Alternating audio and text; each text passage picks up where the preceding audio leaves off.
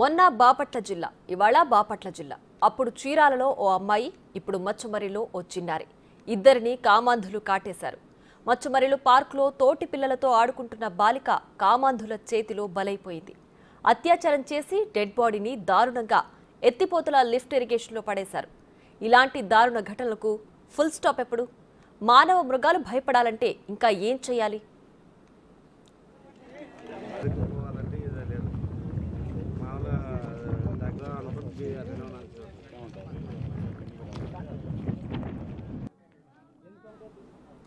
అమ్మాయిల రక్షణకు నాదీ పూచి. ఏపీ అసెంబ్లీ ఎన్నికల్లో కూటమి నేతల హామీ ఇది. హోంమంత్రిగా మహిళకే అవకాశమిచ్చారు సీఎం చంద్రబాబు నాయుడు. అసెంబ్లీ సమావేశాల తొలి రోజే చీరాల ఘటన ప్రభుత్వానికి, హోంమంత్రికి సవాల్ విసిరింది. ఏకంగా జిల్లా ఎస్పీ రంగంలోకి దిగారు. హోంమంత్రి అనిత స్పాట్కు వెళ్లారు. 24 గంటల్లోనే నిందితుల్ని పట్టుకున్నారు. గంజాయి మత్తులో రౌడీ షీటర్లు అత్యాచారానికి పాల్పడ్డారు. అక్కడితో అయిపోయిందనుకున్నారు.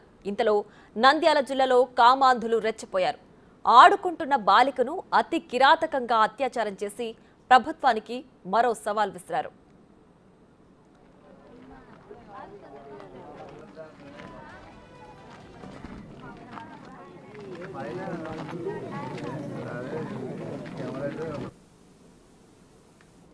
అమ్మాయిలకు రక్షణుందా?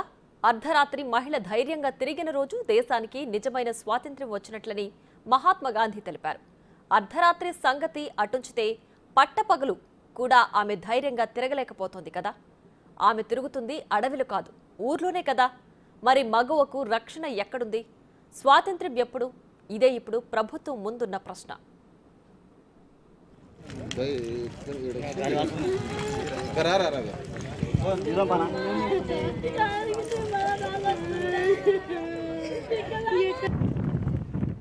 పోలీసుల దర్యాప్తులో నిందితులను గుర్తించి వారిని అదుపులోకి తీసుకున్నారు. కానీ చిన్నారి మృతదేహం మాత్రం దొరకలేదు. లిఫ్ట్ ఇరిగేషన్లో పోలీసులు గాలిస్తున్నారు. ఆపరేషన్ జరుగుతున్న ప్రాంతానికి టీడీపీ నేత బైరెడ్డి రాజశేఖర్ రెడ్డి వెళ్లారు. బాధితులను పరామర్శించారు. ఘటనా స్థలం నుంచి మరింత సమాచారం మా ప్రతినిధి శ్రీరామ్ అందిస్తారు. నంద్యాల జిల్లా పగిడేల మండలం ముచ్చుమరి గ్రామంలో విషాద చోటు చేసుకుంది అని చెప్పుకోవచ్చు. స్థానికంగా ఉండేటటువంటి బైరెడ్డి రాజశేఖర రెడ్డి మనతో ఉన్నారు. సార్తో మాట్లాడదాం. సార్ చెప్పండి, నిన్న జరిగినటువంటి ఘటన ఎలా చూడాలి? ఆ నిందితులని ఏ విధంగా చూడాలి? చాలా అనూహ్యంగా జరిగినటువంటి విషయం ఇది, బాధాకరం. చిన్న పిల్ల, ఆ పాప అంతా 8 సంవత్సరాలు నిండినటువంటి ఆ పాపను మరి ఈ రకంగా చేయడం అనేది ఎవరు జీర్ణించుకోలేరు. దీన్ని ఖచ్చితంగా దీని మీద చట్టపరంగా గట్టి చర్యలే తీసుకోవాలి అని నేను కోరుతున్నా. అది కాకుండా మొన్న శబరమ్మ వచ్చింది ఇక్కడికి, ఎంపీ తెలిసిన వెంటనే పోలీసుల యంత్రాంగాన్ని అంతా కూడా అప్రమత్తం చేసి 24 గంటల్లో దీన్ని ఏదో తేల్చండి అని చెప్పి, దాని పర్యవసానంగానే మొత్తం యంత్రాంగం ఇక్కడికి రావడము, దాని మీద ఇన్వెస్టిగేట్ చేయడము. ఈరోజు వినపడుతున్నది ఏంటంటే, మరి ఆ పాప పార్కులో ఆడుకుంటూ ఉన్నప్పుడు ఆ అమ్మాయిని తీసుకెళ్లారు. మరి చిన్న పిల్ల, మరి ఏ రకంగా హింసించారో అన్నీ బయటపడతాయి. ఆ తర్వాత ఇక్కడ వచ్చి ఇది ఈ ముచ్చుమరి ఎత్తిపోతల పథకం, దీంట్లో ఈ కాలువలో ఎప్పుడు కొన్ని నీళ్లు ఉంటాయి, లెవెల్స్ ఎట్లా ఉన్నా కూడా నీళ్ళు అయితే కొన్ని ఉంటాయి. చంపి దీంట్లో బారేశామన్నటువంటిది ఒక ఇన్ఫర్మేషన్ వస్తాం. అది పోలీసు తొందరలోనే బయటపడుతుంది. వాళ్ళు ఇన్వెస్టిగేట్ చేస్తున్నారు. నిష్పక్షపాతంగా ఇన్వెస్టిగేట్ చేయాల్సినటువంటి అవసరం ఉంది. అది ఎంతటి వాళ్ళనైనా కూడా ఖచ్చితంగా శిక్షించాలి.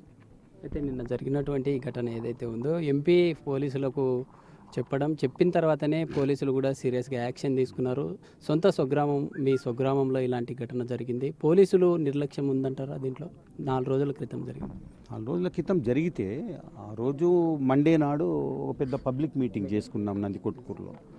ఆ మీటింగ్ అయితేనే వెంటనే పోలీసు యంత్రాంగాన్ని తీసుకొని ఇక్కడికి వచ్చారు. ఆ మీటింగు స్టేజ్ దిగిన వెంటనే ఇక్కడికి వచ్చి వాళ్ళని పరామర్శ. అప్పటికి తెలియదు ఏం జరిగిందో కూడా తెలియదు. పాపం పేరెంట్స్ కూడా తెలియదు, రాలేదు పాప అని అనుకుంటున్నాను. దీని మీద ఇన్వెస్టిగేషన్స్ మొదలయ్యి యంత్రాంగం దిగి మా వాళ్ళు అందరూ కలిసి చేసేటప్పటికి కొన్ని విషయాలు బయటపడతా ఉన్నాయి. బాధాకరం, ఇటువంటివి జరగకూడదు ఎక్కడ కూడా. ఈ గ్రామమే కాదు, మొత్తం రాయలసీమలో ఎక్కడా కూడా ఏ గ్రామంలో జరగకూడదు ఇటువంటి విషయాలు. చాలా చిన్న పిల్లను ఈ రకంగా చేయడం అనేది బాధాకరమైనటువంటి విషయం. ఈ ఊరు మేము 94 నుంచి 2004 వరకు చాలా బాగా నడిపాం. నేను కానీ, మా తండ్రి గారు శేషనారెడ్డి గారు కానీ, ఎక్కడా కూడా ఎవరికి బాధ వచ్చినా కూడా మా దగ్గరకు వచ్చేది, ఆ బాధ తీర్చుకునేది. అదే రకంగా ప్రతి కుటుంబం మా కుటుంబం మాదిరిగానే ఇది నడిపాం మేము. పెద్ద పేరు ఈ ఊరికి. 5 సంవత్సరాల కిందట రౌడీల చేతుల్లోకి పోయింది ఈ ఊరు. అప్పటి నుంచి మొదలైంది డిసిప్లిన్ అనేది తప్పిపోవడం. బాధాకరమైనటువంటి విషయం. ఇది చిన్న పిల్ల ఆడుకోనికి వచ్చినటువంటి పార్కుకు ఆడుకోవడానికి వచ్చిన పాపను ఈ రకంగా చేయడం అనేది ఎక్కడా జరగలేదు. ఇటువంటి మళ్ళీ పునరావృతం కాకుండా ఖచ్చితంగా చర్యలు తీసుకుపోతున్నాం. సీసీ కెమెరాలు కూడా మా సొంత ఖర్చులతో, మా గ్రామ డబ్బులతో, నా సొంత ఖర్చులతో సీసీ కెమెరాలు బిగించబోతున్నాం. వండ్లపాడులో కానీ, లేకపోతే మా ముచ్చుమరి, పాత ముచ్చుమరి, కొత్త ముచ్చుమరి, ఎల్లాల, వీటన్నిట్లలో సీసీ కెమెరాలు బిగించబోతున్నాం.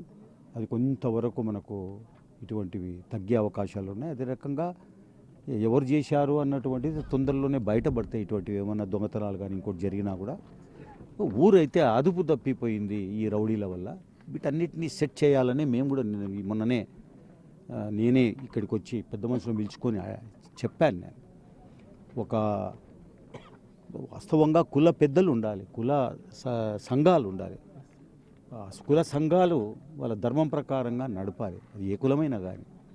ఆ భయము పెద్దలు మామూలుగా సమాజం కొన్నా భయపడాలి, ఎవడన్నా బతకాలి అంటే. లేకపోతే దైవానికన్నా భయపడాలి, లేకపోతే తల్లిదండ్రుల కన్నా భయపడాలి.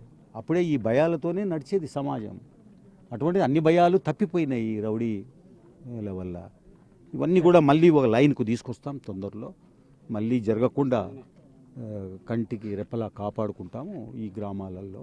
మేము రానున్న రోజుల్లో ఈ బాధిత కుటుంబాలకి, ప్రభుత్వానికి మీరు ఎలాంటి హెచ్చరిక పంపిస్తారు? రానున్న రోజుల్లో ఎలా ఆదుకుంటారు? అవును, మార్నింగ్ చంద్రబాబు నాయుడు గారితో శబరమ్మ మాట్లాడింది. అదే రకంగా లోకేష్ బాబుతో కూడా మాట్లాడింది శబరమ్మ. హోమ్ మినిస్టర్తో కూడా మాట్లాడారు. అన్ని రకాలుగా మరి ఆ కుటుంబాన్ని ఆదుకుంటారు.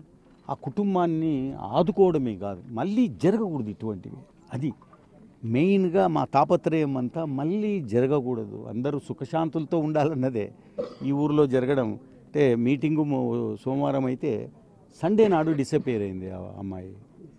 బాధాకరము. 4 రోజులైంది. ఇక్కడ ఈ యొక్క ముచ్చుమరి ఎత్తిపోతల దీంట్లో కానీ, లేకుంటే బ్యాక్ వాటర్స్ రిజర్వాయర్లో కానీ చాలా మరి షీరు కుక్కలు కూడా ఉన్నాయి ఇక్కడ, చేపలు. మరి ఇవన్నీ డ్యామేజ్ చేసినాయేమో బాడీని నాకైతే అనుమానం ఉంది. లోకల్గా నేను ఉన్నాను కాబట్టి. దేవుని దయ వల్ల ఆ పాప వస్తే బాగానే ఉంటుంది మా అందరికీ కూడా. మరి దురదృష్టం ఏం జరిగిందో దీన్ని బట్టి చూస్తుంటే చంపేశారనే వస్తూ ఉంది న్యూస్. పుట్టిన పిల్లల్ని మొదలుకొని పండింటి ముసలి వాళ్ళ వరకు కూడా అత్యాచారాలకు గురవుతున్నారు. ఎన్ని చట్టాలు ఉన్నప్పటికీ ప్రజల్లో మార్పు రావడం లేదు. ఎక్కడ లోపం ఉంది? సమాజంలో లోపం ఉంది. ఇంట్లో మార్పు రావాలి, డిసిప్లిన్ ఉండాలి. నేను చెప్పానే, సమాజం నడవాలంటే 3 భయాలతో నడవాలి. ఒకటి, తల్లిదండ్రుల భయమన్నా ఉండాలి, దేవుని భయమన్నా ఉండాలి, పాప భీతి ఉండాలి. అదే రకంగా మరి 3వది, చెడ్డ పని చేసే సమాజం ఏం చేస్తుందో అన్నటువంటి భయమన్నా ఉండాలి. ఏమీ లేవు. ఇప్పుడు వీటిని తీసుకురావాలి. అంత సులభంగా చెప్పలేదు మన పెద్దలు.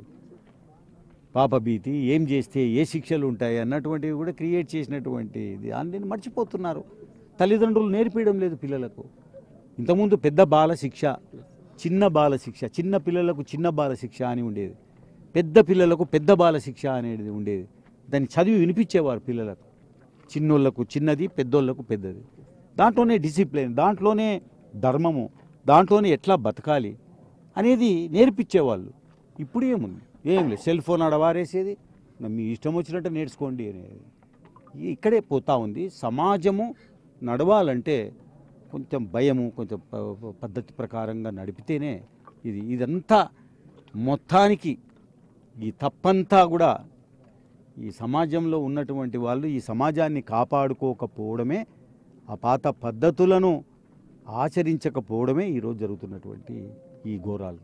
ఇది చాలా బాధాకరం. దీన్ని రివైవ్ చేయాల్సినటువంటి అవసరం ఉంది అని చెప్తున్నాను నేను.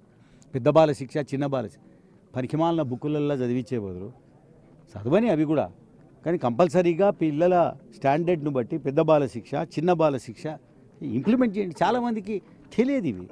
చిన్న బాల శిక్ష ఉండనా అనేది కూడా తెలియదు పనికిమాలిన వాళ్ళకు. ఏం చేయాలా? పెద్ద బాల శిక్ష అనేది తెలుసా? ఈ దరిద్రులకు పొట్టకోస్తే అక్షరం రానటువంటి వాళ్ళకు, 5 ఫెయిల్ అయ్యి 6 పాస్ అయ్యేటటువంటి పరిస్థితులు ఉన్నటువంటి వాళ్ళకి తెలుసా ఇవి?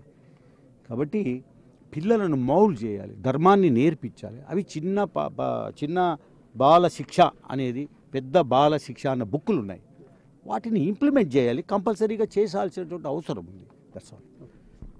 ఇది మొత్తంగా జరిగినటువంటి ఘటన దురదృష్టకరం. నిందితులకు సంబంధించి ఇప్పటికే పోలీసులను కూడా అప్రమత్తం చేయడం జరిగింది. ఈ ఘటనకు పాల్పడినటువంటి వారి మీద శిక్షలు తీసుకుంటామంటూ కూడా తెలుపుతున్న పరిస్థితి. ఏదేమైనప్పటికీ బాధితులను కూడా ఆదుకుంటాము, ప్రభుత్వానికి తెలియజేస్తామంటూ కూడా తెలుపుతున్న పరిస్థితి.